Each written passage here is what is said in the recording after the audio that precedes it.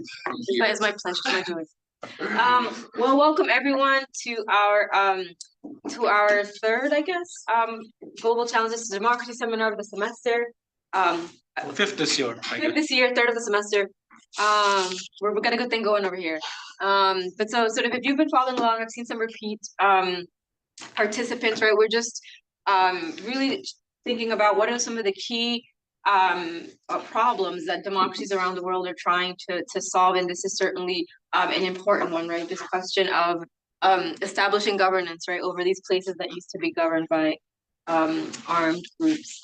So just really happy to see folks here, especially as we're heading up to spring break. You haven't left town yet. This is great. You're still here, ready to learn about challenges to democracy.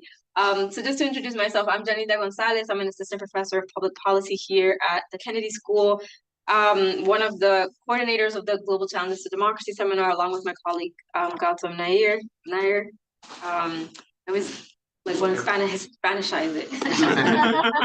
Gautam, I like your version. but it has a little accent over the I. Nair. It has a little accent over the I. But anyway, so before we get started with Michael's presentation, just a couple of housekeeping issues. One is that we'll be recording Michael's talk, and it'll be available shortly thereafter on the Ash Center's YouTube page. Another thing we always like to do here at the Ash Center is to acknowledge that the land that Harvard sits on is the traditional territory of the Massachusetts people. And we also recognize the continued presence of the neighboring Wampanoag and Nipmuc nations. If you want to learn more about the Massachusetts people, you can go to their website, massachusettstribe.org.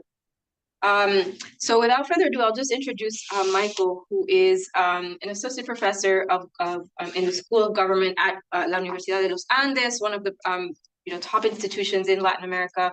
And he's also the director of the Security and Violence area of the Center for the Study of Security and Drugs, or CESED, at Los Andes, which is a major player in Latin America on these issues.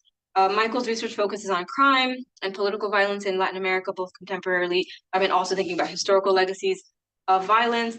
He's a wizard of experimental methods and has a hand in a lot of really important research projects and evaluations, impact evaluations of some of the most important and most salient security policies in Latin America and of course in Colombia. So I'll turn it over to Michael for to share one of those many evaluations that you've been doing on these questions. So take it away, Michael. Super. For being here. Thanks so much. Thanks so much for that glowing introduction. I can't help but disappoint now. So this is joint clap after. Right, exactly. So this is joint work with some colleagues at Brown and somebody who wisely or unwisely left academia, Andres Vargas. And so just by way of motivation, as Janita said, like as states kind of transition to national peace, they tend to have a really hard time filling governance gaps left behind by armed groups, right? So areas where rebel groups have governed for a really long time, in some cases like in Colombia, decades, the state really struggles to reestablish authority. And that's for a lot of reasons. So the first is that the state just has limited infrastructure in these areas, right? They've mostly bombarded them with indiscriminate violence for a long time. They face severe financial and personnel shortages, and citizens also naturally kind of resist state rule because of that indiscriminate violence that the state has perpetrated against populations in those areas. And so these governance gaps following rebel demobilization, a peace agreement signed, right? A rebel group kind of picks up, leaves these areas, provides the guns to an international force and tries to reincorporate into civilian life, but that leaves an opening for existing armed groups, new armed groups to come in and fill those governance gaps. And I know this sounds really abstract, so I'm going to make it very concrete.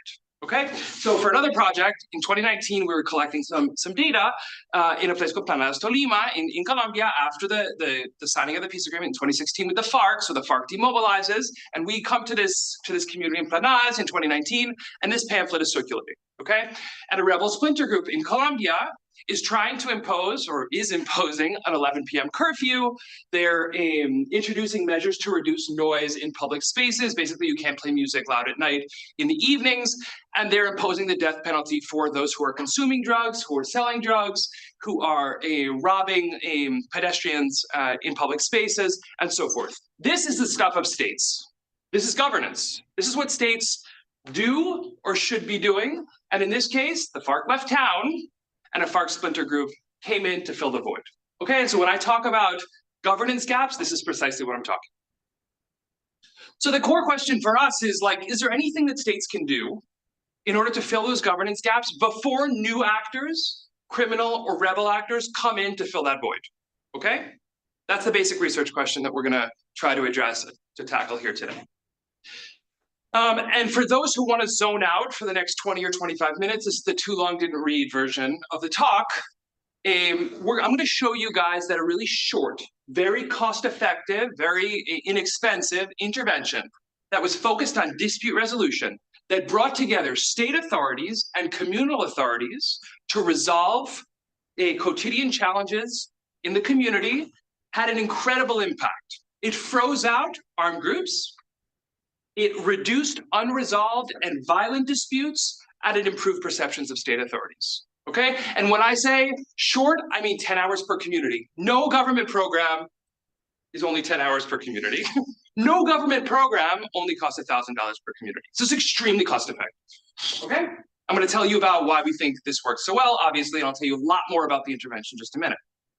But basically, this is the kind of skeleton, the outline of the talk. So I'll talk a little bit about theory and kind of the core challenge facing governments in these post-conflict spaces. I'll talk about research design. As Anita said, this is an RCT. We randomized this intervention. Talk about the Colombian context, in particular the kinds of places where we're going to intervene. What the intervention consisted of itself, which is kind of an unusual intervention. So I'm going to walk through it kind of slowly. I'm going to talk about the ethics, which is a really important point for me, for us, as a research team. When we're reintroducing state authority to places that are either autonomous or have been governed by rebels and could be governed or partially governed by criminal groups today, this is going to be a core concern for us.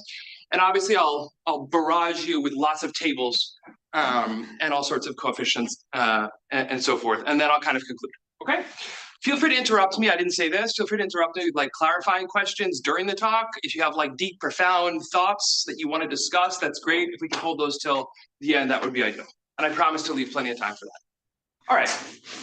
So I'm going to start with an affirmation, and you can disagree with this, you can agree with this, but dispute resolution is one of the core things that states do, or can do, or should do. Okay? And it's going to be really important to project state power. And the kind of motivating idea behind the intervention that we're going to design and evaluate is that in weak states, states can't do this on their own. Okay? They don't have the capacity, they don't have the reach, they may not even have the know-how.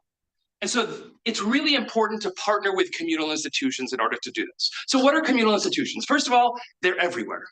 I haven't found a single case, a single place on the earth that doesn't have communal institutions, okay? So what are communal institutions? These are locally embedded mechanisms for sustaining order independently of the state. Usually they enforce their actions through social sanctions, okay? And I just provide some examples of this here, the shooters in Afghanistan, the secret societies in Liberia, the clan houses in East Timor, but again, they appear everywhere, okay? And in Colombia, it's the Junta de Acción Comunal or the HACs, okay? I'm gonna talk about the HACs a lot, right? And so these communal institutions have lots of advantages over the state in these kinds of places, okay? The first is that they've got tremendous local legitimacy. They're literally of the community, okay? They've got tremendous local legitimacy. They understand the local dynamics of the community. They can identify what the core problems of a coexistence, disputes may be. They've got inside information about how, what might be socially acceptable to resolve some of those disputes. And there's some evidence that these kinds of communal institutions are actually really good at preventing resource capture by local and national elites. Can you talk about that a little bit? Like what that? This part? Yeah, or this part? The last part, because I often think of local institutions being captured by. Yeah. So can I come back to that in a little while? Is that okay? Okay. Remind me. Okay. It's not all rainbows and puppies and ice cream cones, okay? These communal institutions also suffer from pathologies, all right? So first, they can be deeply undemocratic, okay? They can just reflect biases, a patriarchy, hierarchies of race, class, whatever. They can be co-opted by armed groups, as was the case in Colombia with the HACs in some places. Some of their decisions may be deeply illiberal, may actually go against due process, and maybe against what the constitutional order kind of requires. And their decisions may be unenforceable absent some third party that can kind of use force to enforce their decisions. Okay? And so this is like the dark side of communal institutions, if you want to think about it like that. Okay? But we think there are complementarities here, right? So we want to think about how the state can empower communal institutions to kind of benefit from the good things that they have and to try to isolate some of the bad things that they have. Okay, so we think that communal institutions have a role to play, particularly in kind of low-level disputes, petty disputes that can help reduce the backlog in the judicial system. Claudia and I have talked a lot in the last few days about this backlog of, the judicial system in places like Colombia is just simply doesn't have the capacity to deal with all of these disputes that constantly arise both in rural and in urban areas. The state can provide the coercive capacity that communal institutions lack, right? They can be kind of the credible threat of force that helps make enforceable the decisions that communal institutions make. And as a result, like this can kind of help states arrive to places in a useful way that they haven't been able to enter in the past. Okay, and this could help prevent the emergence of new governing orders by criminal groups or rebel groups that are kind of hanging around. Okay, but it's not going to be easy. Okay, it's not going to be easy for the state to exploit these complementarities with local communal institutions, and so we identify 3 potential obstacles. Okay, so the first has to do with incomplete information, right? So it's not always clear who should be doing what. And in many of these cases, the state, they're like overlapping authorities. There are gray areas where it's not clear who should be, if there's a problem with debts or with land boundaries or gossip or whatever, it's not clear to whom citizens should go. And actually, the authorities themselves don't know who should be responsible for mediating these disputes, okay? And I should have said, like, these disputes, while they sound really minor, they frequently result in violence, okay? And not just do they result in violence, but it provides the opportunity for armed groups to come in and resolve those disputes, and that allows them to kind of embed themselves in society, okay? The second potential obstacle to exploiting these complementarities has to do with distrust, okay? There's distrust on every side, right? So the state distrusts communal institutions because in many cases they were co-opted by armed groups, and they're seen as extensions of armed groups that they fought against for a generation or two, right? Obviously, citizens distrust the state because of either neglect or state abuse, and communal authorities don't trust the state because they've never responded to their needs in a meaningful way, and they may even say, like, well, why are you resolving disputes? That's the state's job, even though they're not doing the job properly, okay? And then finally, we have just like this coordination problem. So state institutions and communal institutions, kind of particularly in conflict areas, develop in isolation from one another. So they never figured out, even when they both want the same thing, it's not clear how they should properly coordinate with one another, okay? And so what we're going to try to do is resolve these 3 obstacles, okay, to exploit these complementarities between communal institutions and state institutions. So we're going to do this in Colombia, as I've kind of already said, in 4 regions where the FARC where communal institutions were adapted to FARC rule and where the FARC for generations was kind of the game in town, okay? Our sample is going to be 149 what are called centros poblados in Colombia. That can be translated like rural hamlets. I think it's probably the best way to translate it. But these are rural communities that are composed of at least 20 homes, basically. Okay. And so we're going to randomly assign 72 of these communities to treatment. These are places that had ongoing armed presence, but did not have consolidated armed group control. And this is an important scope condition for the study. Okay. So we didn't go to places where like neo-paramilitary rule, for example, had already been consolidated, okay? Because that just requires a different kind of intervention. But these are places, as we'll see, that have significant armed group presence. They just haven't consolidated their control yet, okay? And these 4 places, for the Colombianists in the room, Nordeste Antioqueña, which is here, Oriente Antioqueña, which is here, La Cordillera, El Valle, and Ariara y Guayabero, which is kind of the heart of the FARC, okay? Yeah, go ahead. Sorry. Clarifying question. What is the difference between a consolidated armed group government versus one where they're kind of there but not really consolidated? So consolidated rule it's the only game in town, okay? And they have the ability to impose rules and to enforce them. That's kind of the easiest way of talking about it. A non-consolidated rule or competitive rule, we know from recent work that competitive rule can also feature some governance, some light governance. but it's not what Anarchona calls like rebelocracy, where there is a very clear sense of who the ruler is, and they can kind of set the rules of the game. Okay? Okay, cool. So we're going to randomize this at the community level just to give you some idea of more or less the kinds of places that we're talking about. So first we'll stratify by region, and then we're going to block by population. And the average population size is 742 residents. Okay, so these are relatively small places. These are roughly 20 kilometers from the municipal capital. Sorry, I'm speaking in kilometers in the United States of America. I've been in Colombia for 8 years. But this in rural Colombia can take an hour, it can take 2 hours, it can take 5 hours, okay?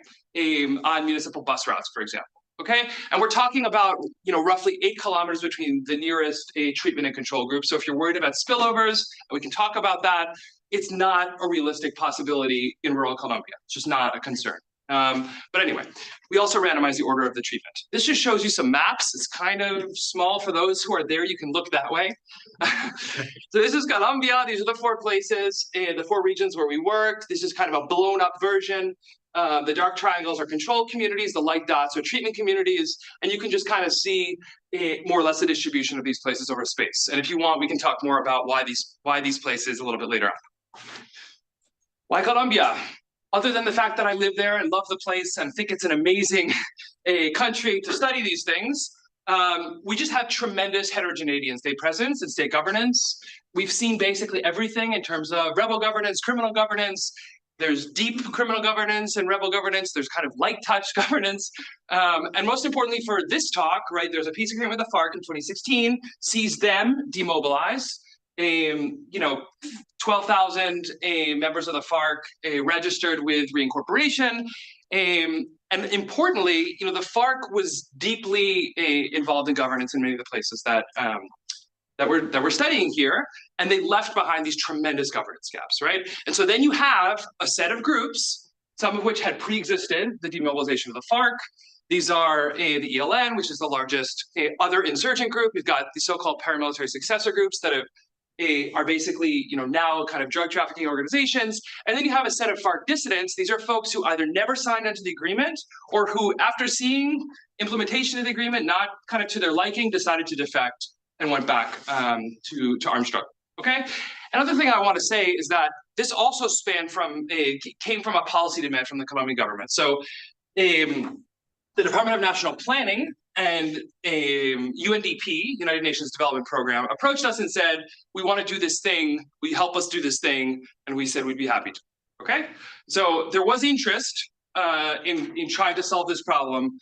Not enough to scale the program up later on, but we'll talk about that at the end. Okay, overall program goals. So in line with the kind of theory of change or the obstacles to exploiting this complementarities that I mentioned earlier, you know, basically we wanted to provide information about the comparative advantages of each of these institutions and who's responsible for what, like according to Colombian law, okay?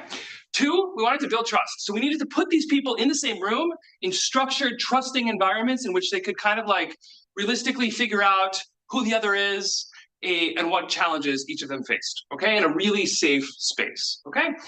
3rd, we needed to improve coordination, okay? And this is the heart of the intervention, is to develop what are called response routes. And I'll show you examples of this in a minute. But basically, we need to create common knowledge. First, we need to create an expectation about what kinds of disputes should be handled by which kind of actor, okay?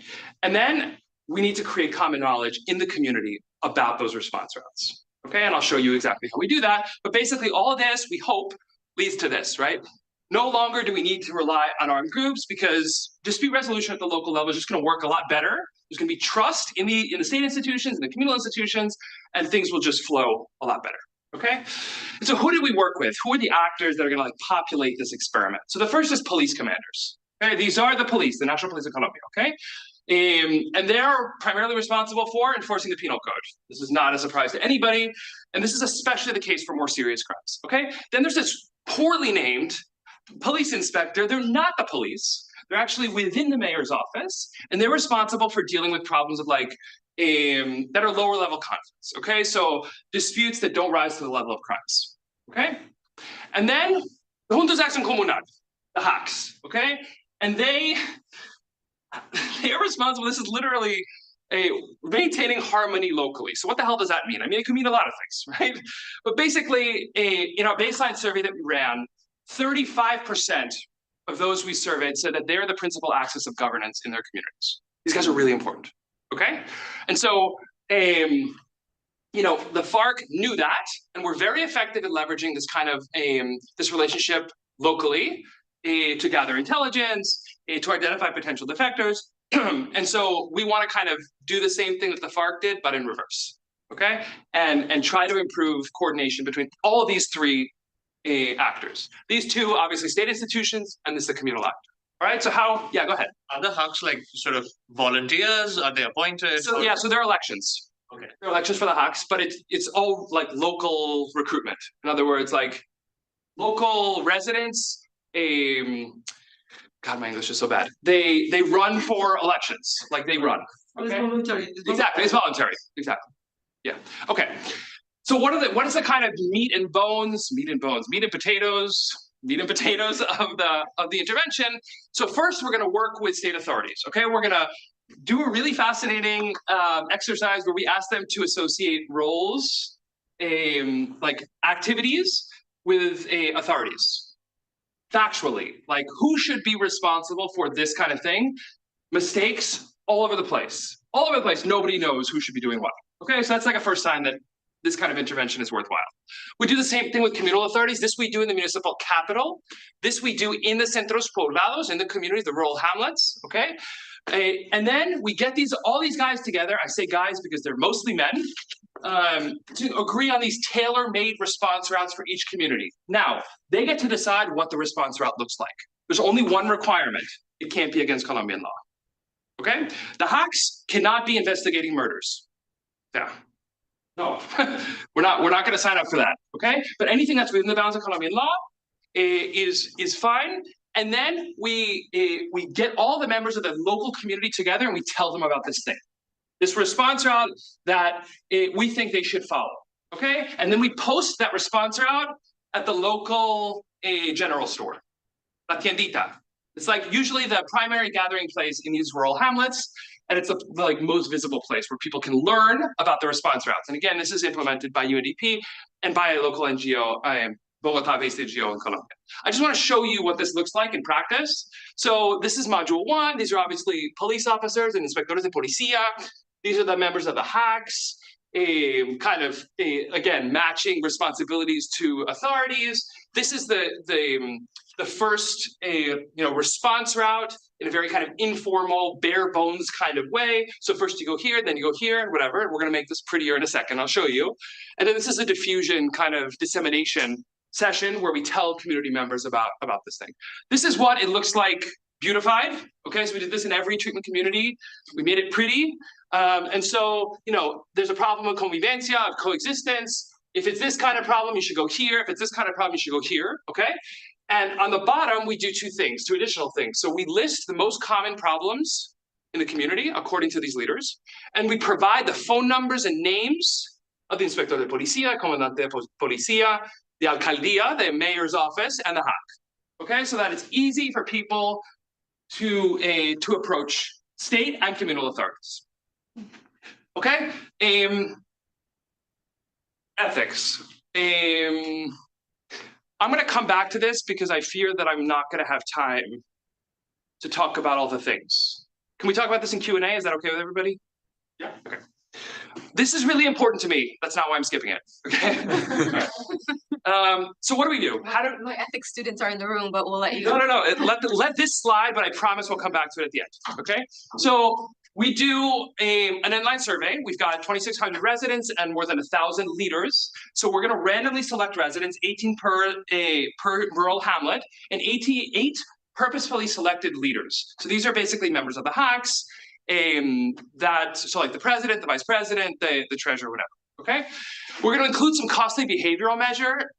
So we're going to distribute like petitions that individuals can deliver to members of the HACs if they want more coordination between municipal and communal authorities. And then we've got a bunch of qualitative data that's really rich from our facilitators of this intervention. Okay, I'm not going to do math here. That's not interesting to me, and probably not to you either. Yeah, go ahead. So that's not about this, but Sure. This is what happens in the control group. Yeah, so the control group basically gets nothing. Control group gets nothing. Obviously, we do the data collection in the control group in order to be able to compare treatment versus control. But they don't get an intervention. It's not like they get a placebo intervention with like, you know, something about football or something. They get nothing. Yeah. Okay. So you don't need to worry that much about this. The most important thing is that we've got lots of dependent variables per concept. And so what we're going to do is we're going to do this kind of funky thing with seemingly unrelated regression, where basically we want to control for the false discovery rate because we've got so many potential hypotheses that we could be testing. But basically, this is the only thing that you really need to worry about for these clusters of dependent variables, where we can interpret them as standard deviations from the control group mean. Okay, and I'll show you substantive effect sizes throughout, so that's not that important, I think. Okay, and we've got a lot of controls at the individual level, at the community level. And we include inverse probability weights that we can talk about later if you guys want. This just shows you balance. Like, did randomization work? The answer is yes, okay? So there's no differences in population, there's no difference in distance to roads, to municipal capital, to distance to coca cultivation sites. Like, all of this stuff is great and fine, so randomization worked, happy days, okay? We include a manipulation check just to see like if those in the community who received this program are more likely to have heard of a dispute resolution program. The answer is absolutely yes. And then we specifically ask about ComunPaz, which is the name of the program. And it's very clear that those in treatment communities are more likely to respond that they've heard of a dispute resolution program operating in their community, and specifically this program that was operating in their community. Okay, these are just like gut checks to make sure that we're doing things okay. All right? Can you go back? Sure. So this is their 4 percentage points more likely to have heard of the dispute resolution. That's right. Yeah, I don't have, yes, this is a good point. I don't have like mean in the control group for the dependent variable here. I should. And the leaders are only 10 percentage points more likely to have heard of the program, even though they participated in it. Yeah, that is odd. I agree.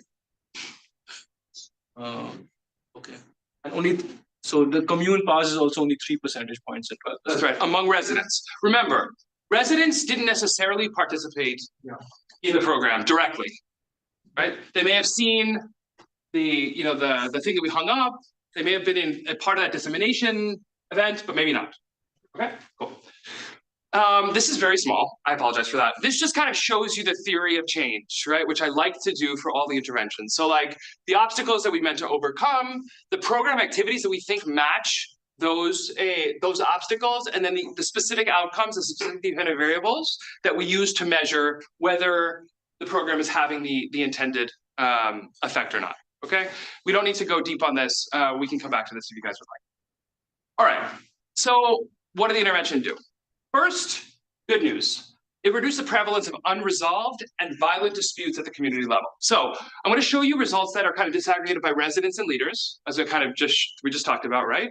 And so, we see an effect for leaders. We don't see an effect for residents. Why is that the case? Disputes are obviously much more common at the community level. The specific question here is, were you involved? Were you or anybody in your household, for the residents, involved in a dispute in the prior 6 or 9 months, I forget which, okay? So the probability that anybody's involved in a dispute at the individual level is very low, okay? For leaders, obviously they've been involved in adjudicating these disputes, and so they're much more likely to have a positive value on that dependent variable, okay? And so what we see here is a negative effect of the intervention on leaders reporting that there are unresolved disputes, that is fewer unresolved disputes, and the same goes for violent disputes, a reduction in violent disputes. Okay? I'm going to marshal a lot of evidence. I'm going to throw a lot of tables at you, and we can build out a picture of like what this intervention is doing across all of these outcomes. Yeah. Just a clarification. Sure. So the residents are asked, were you involved in a dispute? And the leaders are asked, like, were you involved in resolving a dispute? Yeah. No. Did you hear? I think the question for leaders is, did you hear of any unresolved disputes? Yeah, so we're going to get to measures of whether they were themselves involved in adjudicating disputes in minutes. Okay, we see a reduced reliance on armed groups. Okay, so we ask this both directly and indirectly. So we've got questions about would you go to an armed group? Have you gone to an armed group? Do you think that community members would seek the help of an armed group, which is like oh, my sister, like that 1 degree of separation, which helps get us more honest answers to sensitive questions. And so you can just see like, these are the substantive effect sizes, which is more interesting. So 27% reduction in belief that other community members would seek out the help of armed groups. We provide hypothetical scenarios, everything from resolving debt problems to assault. Like who would be the most likely to resolve this dispute? Who do you think would provide the definitive solution to resolving this dispute? Okay, there are lots of questions that we include. And that's why we're using the seemingly unrelated regression approach.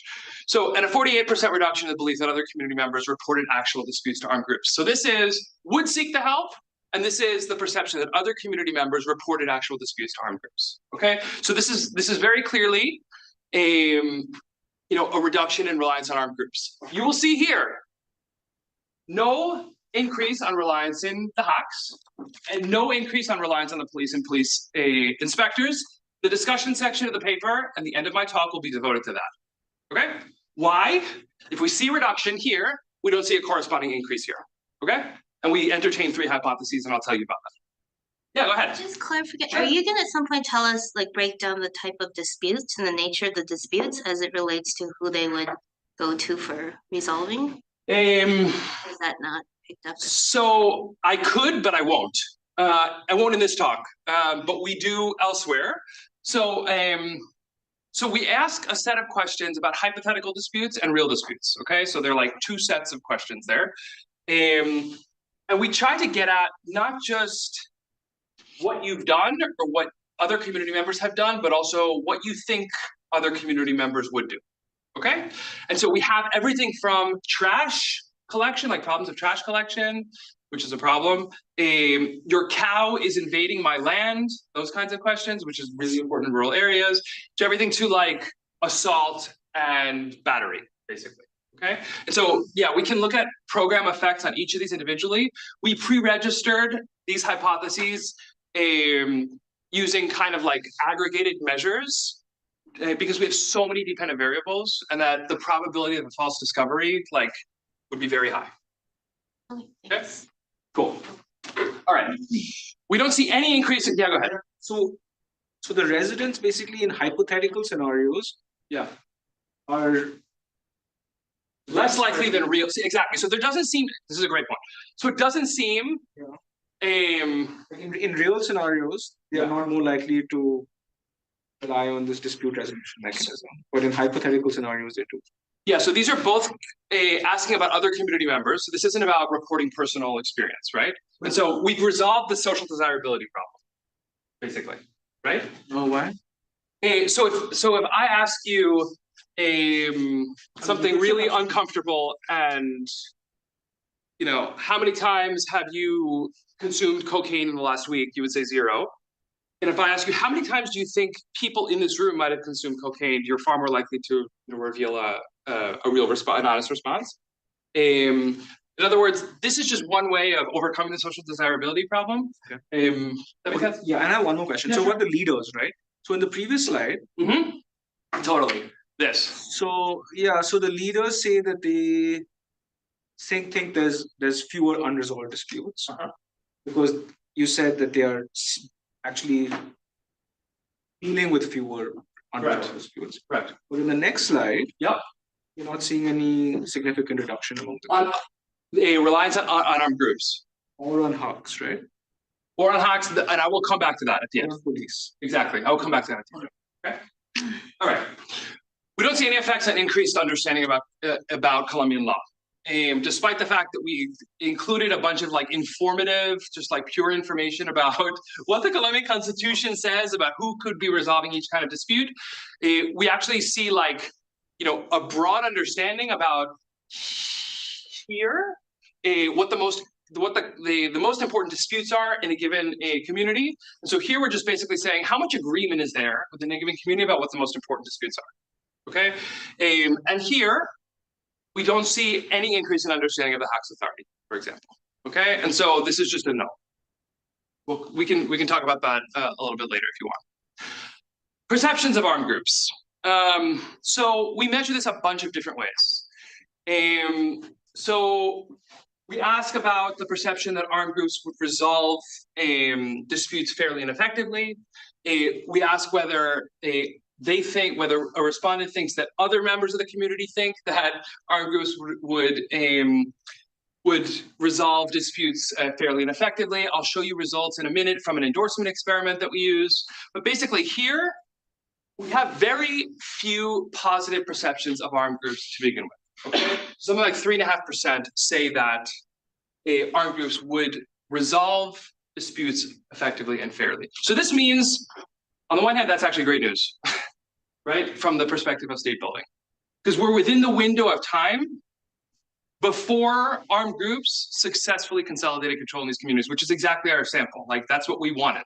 We wanted those places, but it makes it hard in the sense that like these huge reductions in trust in armed groups had a very, very low baseline to begin with. So 45% reduction out of a baseline of 3% of respondents. Okay, and we're going to see in the endorsement experiment like some floor effects probably. Okay, where we can't reduce below zero perceptions of armed groups. Okay, and here you'll see like some weakly improved perceptions of state authorities. Yeah, go ahead. I have a question. I mean, Sure. so in some ways that's not totally surprising. I don't like based on the type of control. The places we, yeah. The type of places, but even like the control, like, are you gonna like the person that's like, you have to be at home at 11 p.m. and you can't play music and you can't whatever. But if I think about kind of like the authoritarian nostalgia that we see in a lot of Latin America, well, we were in a dictatorship, but at least we were safe. Sure. Did you ask anything like, what did your perception of security under when you were under the control of the FARC or whatever? Were things safer back then versus now? Yeah. So the answer is no, we didn't ask those questions. But you're totally right. Like, I think in some communities there's nostalgia, particularly for paramilitary rule, where people are like, no, we could leave our doors open at night. And that is very disturbing, but it's also hard to argue with. Like, people have genuine concerns about the state of public safety in these places, and they want somebody to guarantee security. That's the threat of this, right? Is that? Yeah, exactly. Yeah, agreed. I think there was obviously uneven implementation of like draconian FARC rule, and then there was like the more benign iron velvet glove kind of FARC rule, and we don't have great data on that in our study communities. Can I ask a question? Yeah, of course. So the intervention. Yeah. Did not actually talk about armed groups at all, right? It was just about. So why would perceptions of armed groups change? So, not perception of the Hawks, for example. Yeah. So if you know that one of the options available to you when you have a problem is to go to armed groups, right? And you see all of a sudden disputes being adjudicated better. There's more coordination. I'll show you that in a minute.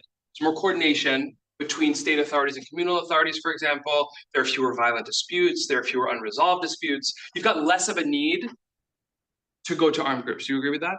No, but only 3% of people have heard of this program.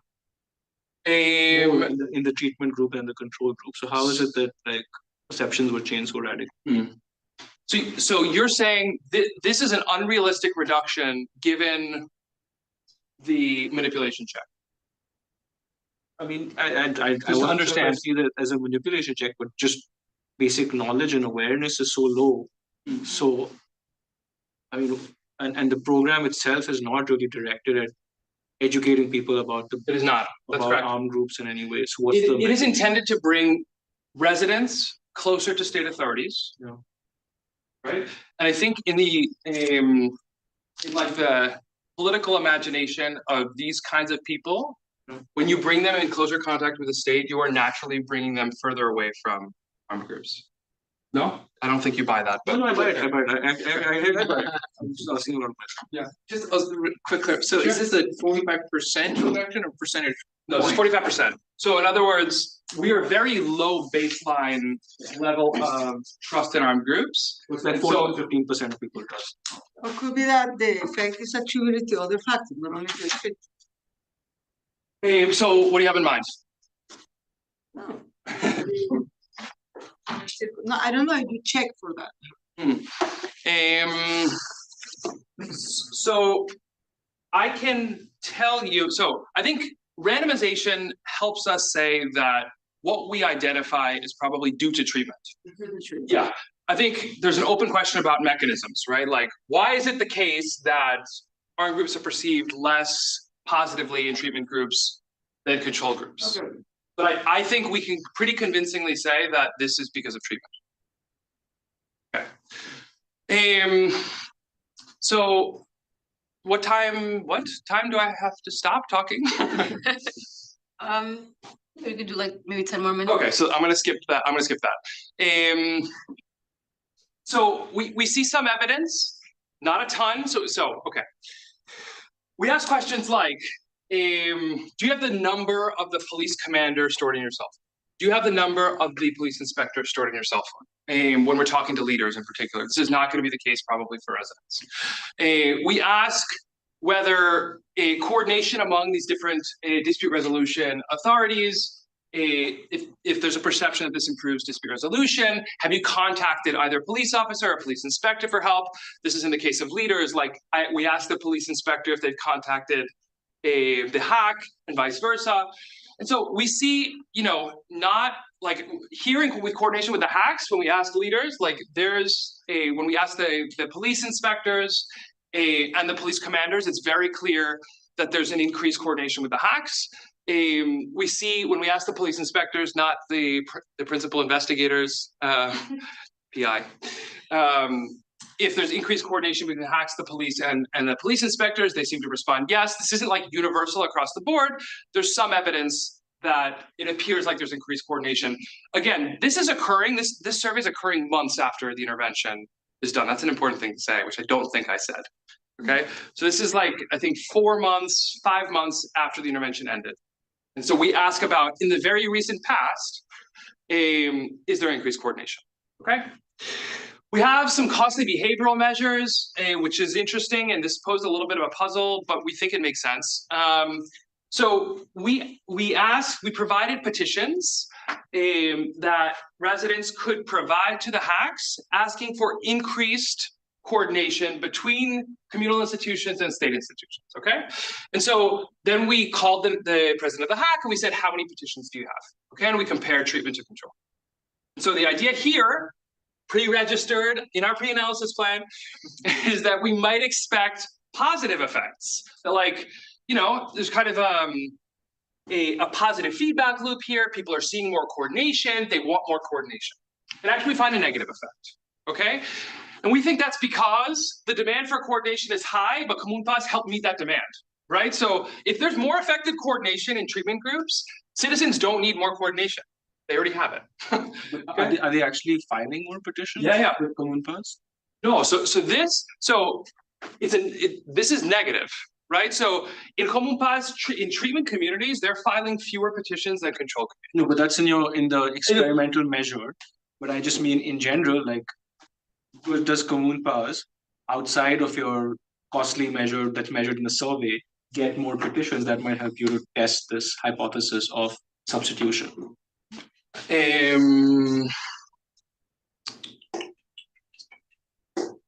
I don't know. I don't. So the costly measure is the petition.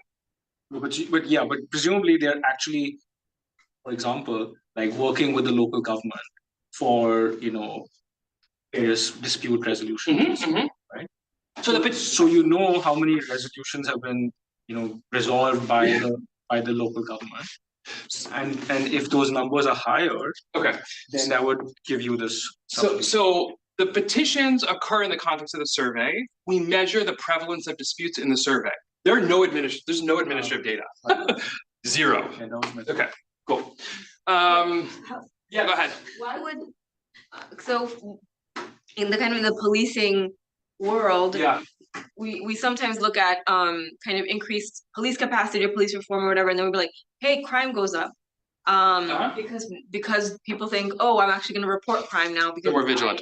Police are more vigilant, right? So it's not that crime necessarily went up, but that people now trust the state more, or the state is more capable of reporting whatever.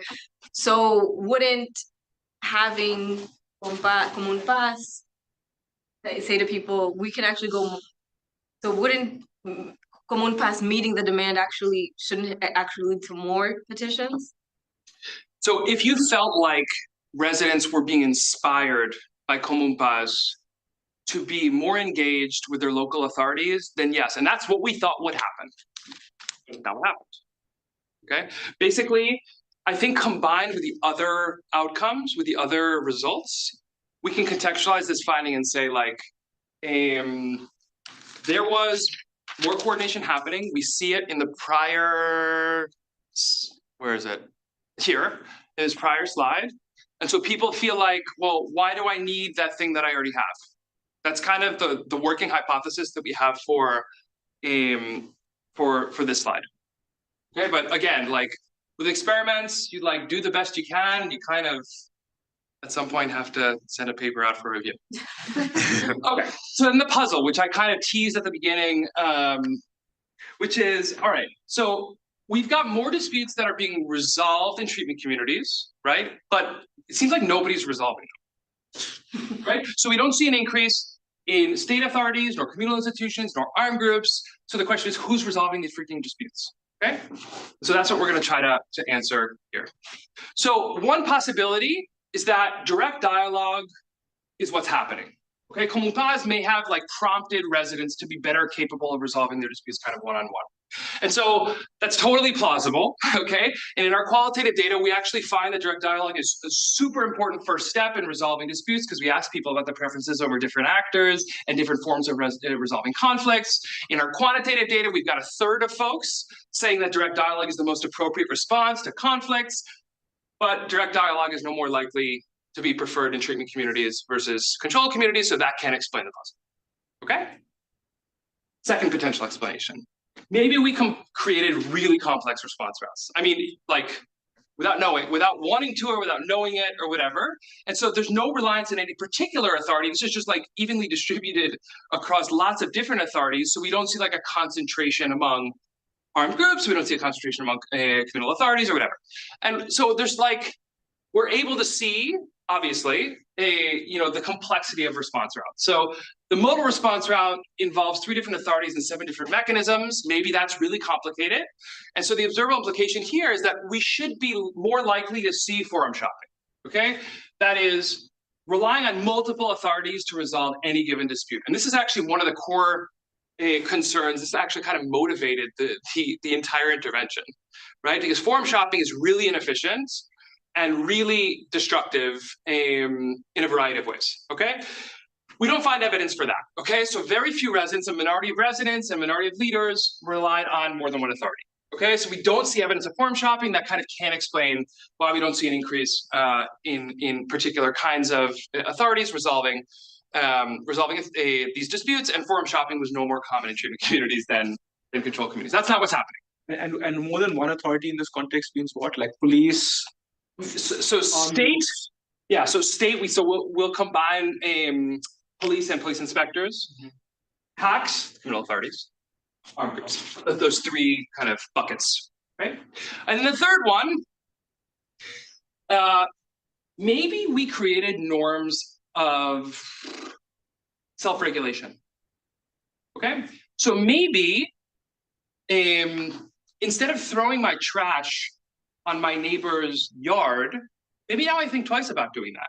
Or maybe instead of whistling at my neighbor's girlfriend or wife, which is extremely common in machista cultures, which can escalate to a conflict that then has to be taken to a third party, maybe there's self-regulation. Like maybe we've sufficiently convinced people that coexistence, convivencia, as we say in Spanish, like getting along is something that's important. Okay, so obviously the observable implication here is that folks in the treatment community should be more likely to report the absence of significant sources of disputes.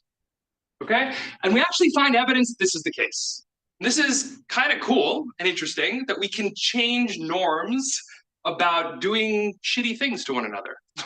And so we find that folks in treatment communities, both residents and leaders, were like 3 percentage points more likely to report an absence of disputes. So it's not like these disputes are being resolved, they're actually not occurring in the first place, according to residents and leaders.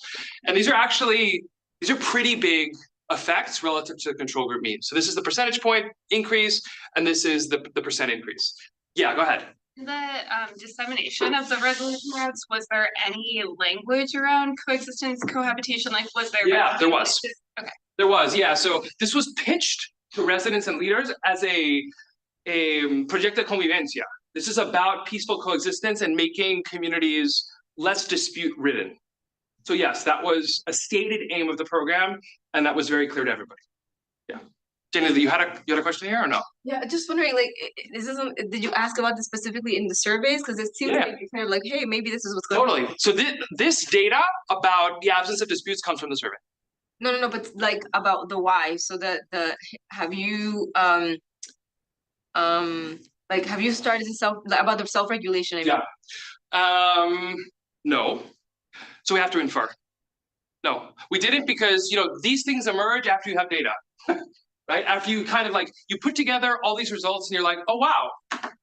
So they're relying, it seems like they want to rely on armed groups less, but there's no corresponding increase in reliance on the state, and there's no corresponding increase relying on the community authorities. Crap, how do we explain that? Maybe it's this, maybe it's this. And we look into, What are the qualitative data, like what was the qualitative piece of this that were people on the ground that could sort of say, totally, hey, this is what I see. Yeah, so we have facilitators. This is obviously only for treatment communities, right? So we didn't embed anybody in control communities, so we can't measure differences. But this, we actually talk about this in the paper. This seemed very plausible, actually based on facilitator provided qualitative data, even though in the quantitative data, it doesn't kind of show up. And this appears in the qualitative data as well. Yeah. Okay, I'm gonna conclude here, then we can just chat. Dispute resolution is really important for state building, is really important for governance. It's like the bare minimum that the state can and should do in order to deal with residents, to deal with citizens, okay? And in places where armed groups have provided these kinds of services, there's an expectation that somebody will provide these services, and if not, it opens the door once that armed group demobilizes for other criminal groups, for other rebel groups to kind of come in and take care of dispute resolution. And so we think that a really promising avenue in these places where the state is constrained fiscally in terms of its human resource capacity, in terms of its legitimacy locally, is to partner with communal institutions, right? By exploiting these complementarities that we talked about. And we think that ComunPaz, like a really short, inexpensive intervention, had pretty big effects for a really short and inexpensive intervention. Reducing perceptions of armed groups, kind of freezing them out of dispute resolution, improving the perceptions of some state authorities, again, in a pretty light touch intervention. And this point is pretty interesting, which is, the hacks were involved in varying ways throughout the insurgency in helping the FARC administer territory, in control and governance. And so it's kind of poetic justice in a way that the state may have the opportunity to rely on these instruments of past rebel governance in order to prevent future rebel or criminal governance, okay? And I think programs like this, we don't have to, scale up to the rest of the world, ComunPaz, but I think thinking about these complementarities between state institutions and locally embedded communal institutions is a really promising alternative, especially when you compare it to existing alternatives, which tend to be really expensive, really risky, heavy on coercion, and in many cases haven't been rigorously evaluated. And with that, I will stop. Thanks, guys.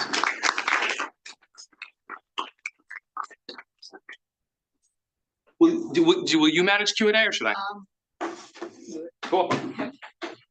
So much. I wonder, I think there's a lot of context specific things that you describe, for example, the heterogeneity of Colombia's political context. You talk about how 40-something% of the people in both sample and control already dislike or have negative attitudes towards these groups, and that the state and the rebels have been absent in a lot of these resolutions for a long time.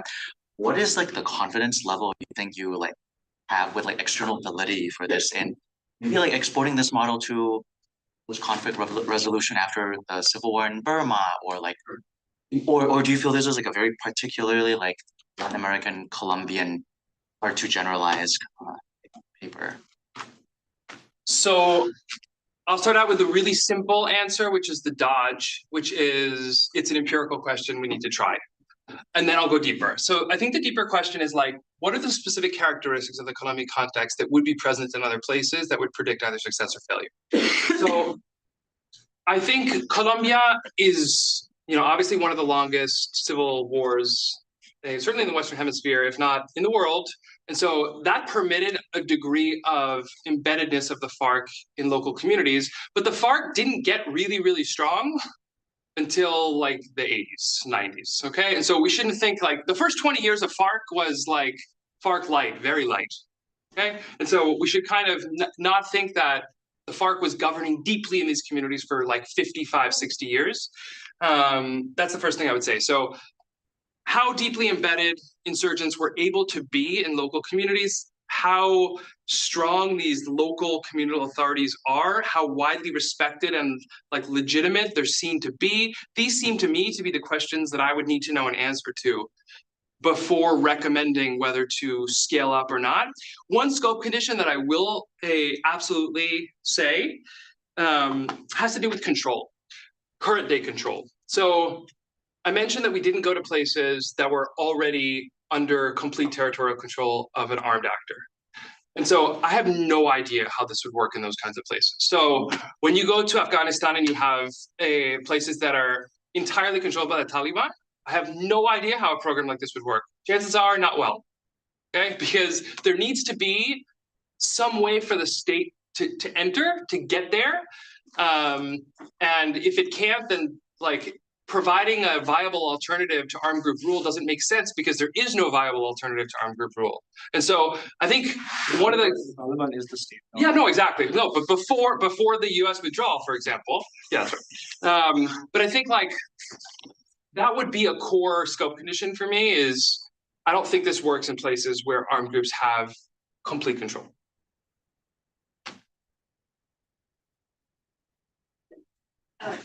You said so. The state does not want to go forward with expanding this. Is that what you said?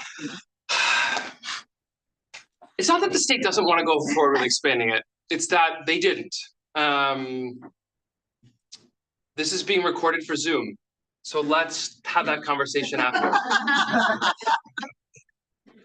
But like, yeah, so there was interest in doing it. It just didn't happen. It wasn't like active resistance. I think it was just lack of attention. But let's have that conversation after. So in the negotiation of response routes and also kind of toward a broader aspiration maybe of something like cooperative governance between different groups, what kind of tensions or conflicts might emerge between, say, the Hawks and police or the state, right? Presumably they don't always feel perfect about one another's leadership. So that's a really good question. So my ex-ante belief was that each authority would want to expand the scope of what it did. That's actually not the case, or at least there's heterogeneity. So a lot of places, a lot of people in these kinds of places want to reduce their scope of activity. They've got a lot of work. They've got like these tremendous backlogs. And so like if somebody else can take care of things, like fantastic. I think it would be neat, which I don't think we've done, is to kind of figure out if there are systematic patterns for the kinds of people or the kinds of authorities that are more likely to, want to expand the scope of their authority versus those who don't. But again, that was kind of surprising to me. I expected, there's kind of like a bureaucratic politics kind of argument that everybody wants to maximize their range of authority, and that's not the case because they're severely resource constrained. I thought this was terrific, Michael. I learned a lot from it. And it sounds like it's a very promising intervention that, especially given exactly as you say, the state presence is so limited in so many parts of the developing world, you probably have to rely on communal institutions to some extent. My question was a little bit about what the mechanism is. And suppose you just took a bunch of cops, right? And you made them show up in all these villages, treatment villages, right? You didn't do, and you had them just chat about, I don't know, the weather and whatever on Saturday, right? Do you think that would have similar effects? Because you have a very compound intervention which does lots of different things. Mhm. And there's not really a placebo here, right? So we don't know precisely if it's just putting up a notice on the wall or if it's the response routes or what it is that's driving this, norm of not engaging in disputes or having fewer disputes. So do you think that just law enforcement is the answer, or how, what's your supposition on that? So I don't, so, I mean, in the end, this is gonna be like a hunch, right? Because I don't have a great way, as you say, it's a compound treatment, we don't know how to unbundle these kinds of things. My sense is that it's probably not just about presence. And for example, we know that like traditional hotspots policing kind of interventions in Latin America have not shown a lot of promise. And so, and for example, it hasn't increased trust in state authorities, it hasn't decreased trust in armed groups. And so if that, like, that is one data point, it's not in these same kinds of communities, this is primarily in urban settings, but at least that tells me like, these police are doing something different from what they normally do, which is like, not good stuff normally. And so I think that's also part of the transformation or the change in perceptions, both of state authorities and also armed group authorities. I think people are exposed to police officers in a different context, in a different light. And so obviously you're like a second part of your question could be, okay, so let's send them out to rural communities and have them sing opera or something, right? They're gonna see police officers in a different way. They're not gonna be, extorting them, or they're not going to be, offering them bribes or bribing them or whatever. Open question. Yeah, sure. I think I had first and then Claudia. Okay, yeah, so Gautam stole my question, but on that note, I think one other thing I have to say is that like the fact that you didn't find very strong results on like the knowledge stuff makes me think that maybe the informational mechanism wasn't really working that much, as that maybe presence or just the organizing people was some strong mechanism. And then I had a secondary point about connecting this to the kind of broader framing of the project. Yeah. And like how, because you're looking at attitudes, but the framing was around preventing rebel groups from forming. And I'm wondering like, maybe it's particular to Colombia, but like, how much control do people have over whether or not a rebel group's going to enter? Okay, I'm gonna start with the second one. So I'm going to blame the title of this paper on my co-authors. I didn't like it. I still don't like it. The idea of rebel resurgence, I actually don't think that's what this paper is necessarily about. And one of my interests currently, this intervention was run 6 years ago. And my current interests are about criminal governance and crime. And so I think this is like really deeply related to criminal governance as well, and that broadens its potential generalizability beyond context of civil war, for example. What role do citizens play in the control that armed groups exercise? It's a really complicated question. And so like, I think, so the seminal kind of work on this is still from Stathis Kalivas, which tells us that control is jointly determined between local civilians and armed groups. So like, armed groups cannot establish full territorial control without some sort of defection locally, some sort of information from local civilians. They rat out people in the community that are collaborating with their rival. And so I think at like a general level, civilians are deeply involved in collaborating with armed groups that allows them to establish governance, deep or shallow. In these kinds of communities, in more competitive communities, or not absolute control, it's a little bit more complicated. We know that there still is a defection. There's still like ratting out your neighbor and kind of these kinds of dynamics. But I kind of want to quibble a little bit with this is about attitudes versus behaviors. We're measuring behaviors through surveys, and so it's not just like who I would like to govern, but rather who is governing, who is doing the things that we think of as governance in our communities. That's the only thing I would say on your second point. On your first point, yeah, I think you're right. Like, this is not about information, so that's why I put this up again. This is not about that first block. And so one way of thinking about it is like, for program design, for mechanism design, let's just scrap this bit. Like that could be, maybe we'll make this even more cost effective. Like we don't need, more time devoted to information. And it is probably much more about these two things, trust and coordination. I'm totally on board with your point there. Claudia, and then. One. I just wanna follow your question and your comment that I think what the sort of the experiment shows is that it's not about enforcement. Literally, I mean, what was strengthened was not state enforcement. What was strengthened was trust and social norms and social enforcement. That's what was strengthened. That's right. And it worked. As you think about it, that's the first thing that is in any place, right? You may have or not on a state, but you're gonna have some sort of society interaction and so social norms that are in place. That's gonna happen. There is never a vacuum. That's the minimum that is in any place and in any community. Now, so that's the first point. And I think that's incredibly important for it. It has nothing to do with the title, certainly. So it's misleading. Because no, I mean, my answer, if the question is, will these nice results prevent criminal intervention, armed groups inclusion, or inclusion no, but presence or operation? No, period. No, the simple answer is no. It won't prevent that.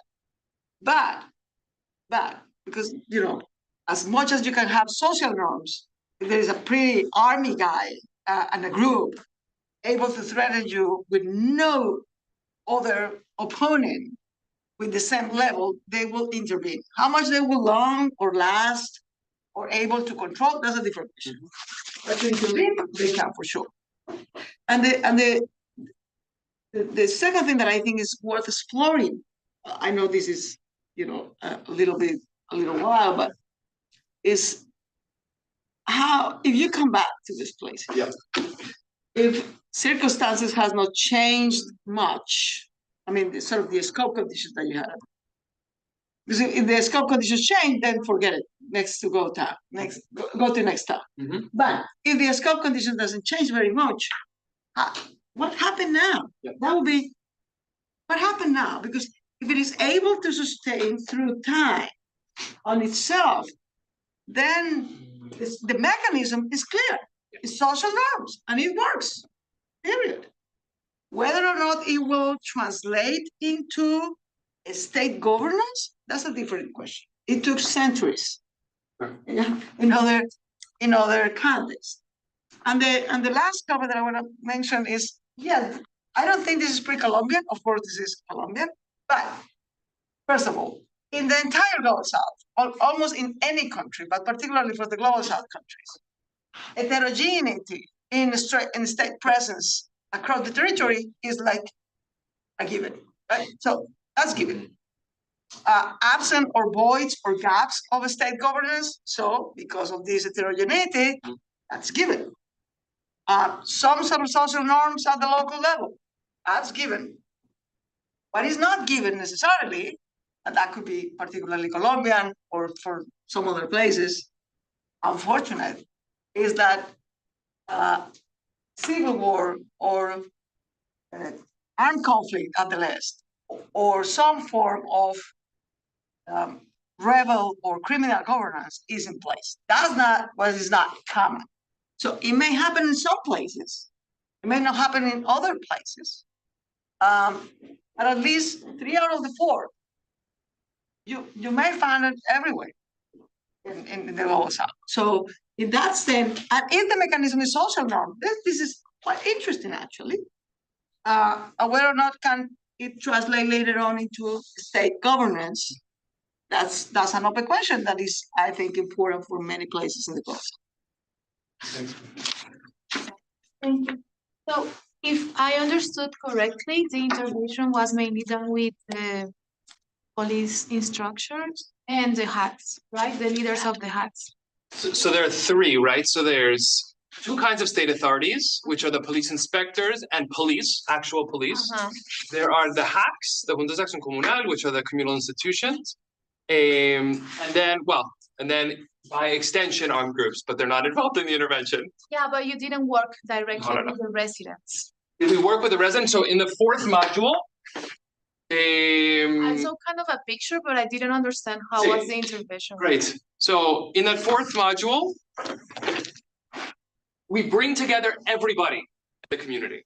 Okay, the police inspectors, the police, and residents of the Centro Poblado, the rural hamlet, and we tell them about the response route. And we say, this was agreed upon by the police inspectors and the HACs and the police, implement. Okay, this is gonna be the rules of the game. Okay, and you can see kind of the timing of each of these things. Yeah, so you created a common message or with the local authorities and with the HACs, well, the police officers and the HACs, and then you communicated that to the residents. Precisely. Thank you for making that much clearer than I could make it. So my question is, do you think the intervention would have had like larger effects or something like that if you had included the residents as part of the common message? Tremendous question. Great question. Maybe. Why didn't you? Yeah. So what concerned me or us about involving residents? So who's been to a town hall meeting in the United States? Okay, it is mayhem. I mean, it's crazy. To get a faculty meeting. Who here has been to a faculty meeting? Getting any group of people to agree on anything is difficult. Okay. So I think we wanted to ensure a more streamlined decision-making process that would be communicated, that could be broadly acceptable. Again, like these guys understand what the bounds of their what could be locally socially acceptable to the broader community. And involving residents earlier in the process would have been opening Pandora's box. I think that's the simplest answer I have for you. But I think it's a really interesting question. So there's tons of research, obviously, on participatory decision-making, how this increases the legitimacy of decisions. But we also know that it's much slower, it's much less efficient. It can simply replicate a set of hierarchies in a given society. So the folks who show up to those meetings are going to be different from the median resident. So we just kind of bracketed all that crap by outsourcing this to the authorities. But it's a really great question. Yeah. Can you draw any parallels between this paper and the paper by Blattman in Medellin, where they also try to increase state presence? Yeah. So, backstory. So that paper, my colleagues Santiago Tobón, Rea Fit, and Blattman and Ben Lessing and Gustavo Duncan look at the expansion of state authority in Medellin through basically an exogenous policy shift in which state police stations move. Okay, and so the question is, what happens to places that are close to what are called CAIs in Colombia, or like police stations, and those that are not? And what they find is, so you might think that these two kinds of governance are substitutes, and they find complementarities. It's basically the message of the gang rule paper. This certainly suggests substitution, a kind of zero-sum approach to governance, and that's the way we were thinking about it, because we wrote this paper years ago, at the beginning anyway. And so I was thinking of this as a substitute, and by the way, so was Chris, Santiago, because they pre-registered their study they were thinking it was going to be substitution. They found a surprising result, which they then had to deal with. Okay, no, but so it's a great question. I think there are circumstances under which complementarities make sense. So what they show in Medellin is gangs actually can use police under certain circumstances for their own benefit, to keep certain kinds of crime low so that they can benefit in the drug market, for example. So when there are homicides locally, gangs don't like that because it affects their drug business. These are for gangs that are primarily dedicated to drugs, to micro trafficking, right? And so, these are very different contexts. This is rural Colombia. There's not a lot of micro trafficking. What's happening here is more in some places drug like narco trafficking, like transshipment, corridors for guns and contraband, gray market goods, etc., extortion. So I think the dynamics are quite different. But I think like the cutting edge of this kind of work is to think about the conditions under which state capacity and state governance, and armed group governance are either strategic, complements or substitutes. And again, it's probably going to be dramatically context specific.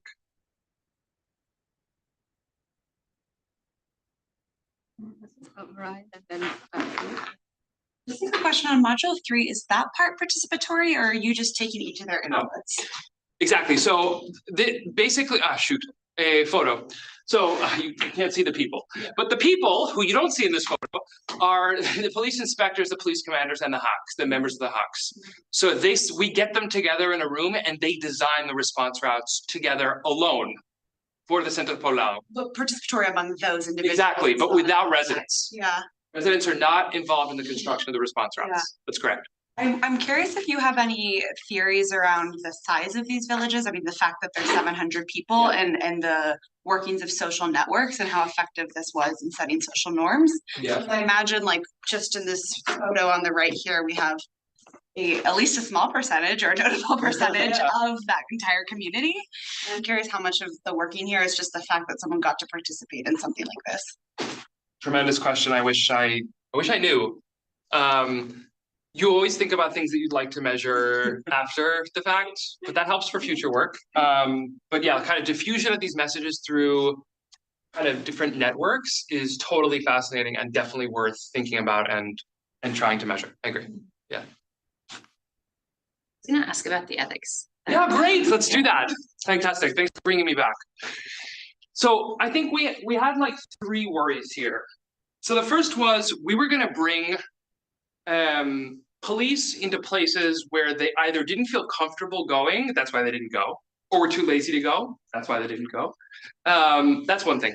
But police also have a history of like being attacked in these rural Totally. communities that were run by the FARC. Yeah, exactly. So, I mean, there are lots of reasons. Well, no, yeah. Yeah, there are lots of reasons why police wouldn't want to go to these places. Okay. And there are lots of reasons why communal authorities wouldn't want police to go to these places. So you might think that like, oh man, what a bummer that police don't come and visit us. Well, no, not necessarily, right? So in the eyes of residents, if they're seen to be collaborating with police, they could become targets for violence by armed groups. Right? And so that was something that we worried about. This is what you mentioned, Anilda, that like state authorities could be targeted. And then like we were worried obviously about folks that we were deploying as facilitators to these places. They could be affected by armed groups or whatever. And so what do? We did a couple things, some of which had consequences for analysis and results. Have a great trip to Colombia. So much. Okay. So we excluded communities that had consolidated armed control. That was the first thing I already told you as a scope condition for the study, right? And so we weren't going to send police to places where we knew. The other thing I should say, so this was in cooperation with the Department of National Planning and the National Police. And so we knew more or less the kind of universe of armed groups and where they had territorial control and where we thought we could work and where we thought we couldn't. Okay. And we relied on them a lot, both to define that universe, okay, and then before we were going to implement. So we would make sure, like the day before going out with our facilitators into these communities, that, for example, there hadn't been recent severe security incidents with armed groups. Okay, second thing, and then this is the design stuff that like made me really nervous when we were proposing this because, causal inference, but then like this is the most important thing, so everything else doesn't matter. We empowered communal authorities to decide how we were going to implement this thing. That is, in a couple places, 3 communities, the HACs didn't participate at all. They said, we want nothing to do with you because we fear the consequences of associating ourselves with the police, okay? In 17, police inspectors didn't participate in the first module, where we did this matching of responsibilities to institutions, okay? In 8, police commanders didn't participate in module 1. However, either police inspectors or police commanders participated in module 1 in all municipalities. That is, there wasn't a single municipality in which there wasn't a state authority participating in module 1. Okay. And so we can do like obviously some complier, some CAC kind of stuff to try to determine, you know, what's a complier community or whatever. But these are kind of the core things that we worried about, and the decisions that we made about, you know, how to mitigate some of those risks. We also obviously, I mean, there's a large ethics appendix to this paper in which we talk about like, okay, so asking about armed groups in these places to residents could be sensitive. How do we deal with that and so forth? But those are kind of the 30,000 foot view. Did anything come up that you guys didn't think about beforehand, but that like afterwards you would have? In terms of ethics? Yeah. I mean, well, we didn't have security incidents. That's one thing I would say. I thought this was going to be a bigger deal than it was. I'm like a neurotic New Jersey kid, so I like worry a lot about everything. And so I thought this was going to be a problem, and it turned out not to really be a problem. Yeah, it's a really good question. Things that we'd wish we had done or thought about. I mean, obviously, I wish I'd measured a lot of stuff that we didn't measure. But I felt like with this project and another one that were like high risk in terms of ethics, we were really on the front end, really committed to trying to get this right. And so we did like ethics roundtables with Colombia experts, with field experiment experts, and I highly recommend that kind of approach. So like, if you're gonna do an experiment, even if you know the context really well, so I was living in Colombia, like I got a bunch of Colombians from like at EGAP to sit around and say, what are the kinds of ethics concerns that we're not thinking about that we should be thinking about? We had a really detailed risk mitigation plan that involved everything from pausing rules to stopping rules. So under what conditions would we like stop program implementation and just abandon, you know, for a little while or abandon fully? When would we decide to exclude particular centros poblados from, you know, say like in that place we should stop, but in other places we can keep going. Anyway, like I think talking to people about ethics before you go into the field, this includes not just for field experiments, but also surveys, is really important, because there are, like I've screwed up a lot of things because I didn't talk to enough people who are smart beforehand, because like, yeah, because I was a grad student, so what the hell did I know? No, I mean, we need to talk about this stuff. And yeah, it's not always easy. I think we're at time. Thank you so much, Mike. No. Incredible presentation, and you're going to be around for the rest of the semester at different points. So we hope to be able to keep engaging with you in these conversations. And thanks everybody for coming, and everybody have a great spring break. Yay! Thanks so much for coming, guys.